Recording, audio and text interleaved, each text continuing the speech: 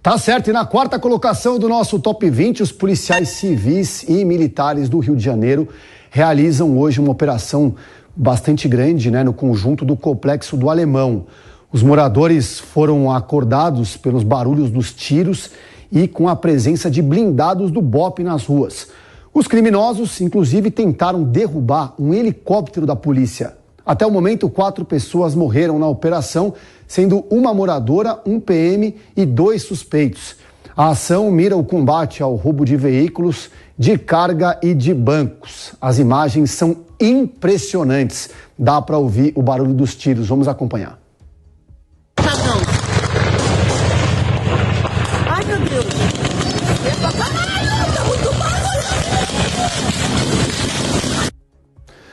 Agora 11h43. Shelp, será que a gente nunca vai ter paz no Rio de Janeiro, hein? Pois é, que situação triste, não é, Vitor? E a informação que chegou, é que além de um policial morto, tem também uma moradora, que poderia ter sido morta, pode ter sido morta aí pela polícia, por um erro, talvez, da polícia. A informação inicial que a gente, inclusive, deu aqui no Jornal da Manhã. Então, é uma situação realmente triste, mas a polícia precisa fazer alguma coisa, precisa ter a capacidade de combater o tráfico, combater o crime organizado, combater os bandidos que fazem roubo a banco, mas é preciso muito cuidado também, e não é isso que a gente tem visto nessas mega operações das polícias em comunidades do Rio de Janeiro. A gente sempre, quase sempre, nessas operações, a gente tem vítimas que não são bandidos, que são pessoas inocentes, que estão passando por ali. Então, é uma responsabilidade do Estado defender essas pessoas. A gente precisa lembrar que na gestão Cláudio Castro, segundo o levantamento feito em maio, já teve 330 mortes, com certeza já são mais do que isso, em 70 operações policiais. Numa operação recente, por exemplo, na Penha, teve moradora morta, cabeleireira, que estava em casa e levou um tiro nessa troca de disparos entre a polícia e bandidos. Então é uma situação realmente muito difícil, mas é preciso ter uma certa contenção. A gente não pode normalizar uma situação em que moradores são vítimas a cada operação policial. A gente tem novas imagens que mostram os criminosos disparando contra um helicóptero. Vamos acompanhar.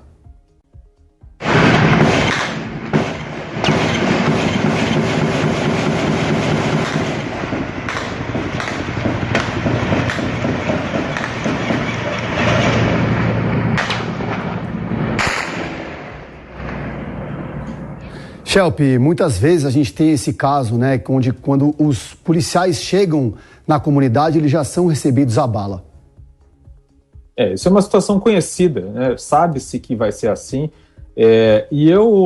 Obviamente, a gente precisa pensar nessas situações, nesses armamentos, por exemplo, que os bandidos recebem, de maneira mais ampla. A gente precisa ter uma política de Estado que, por exemplo, coíba o tráfico de armas, o acesso de bandidos do Rio de Janeiro a armas desse tipo, são armas de guerra praticamente. E aí acaba justificando aquela analogia que se faz de que o combate ao crime organizado no Rio de Janeiro ou em outras partes do Brasil é uma guerra.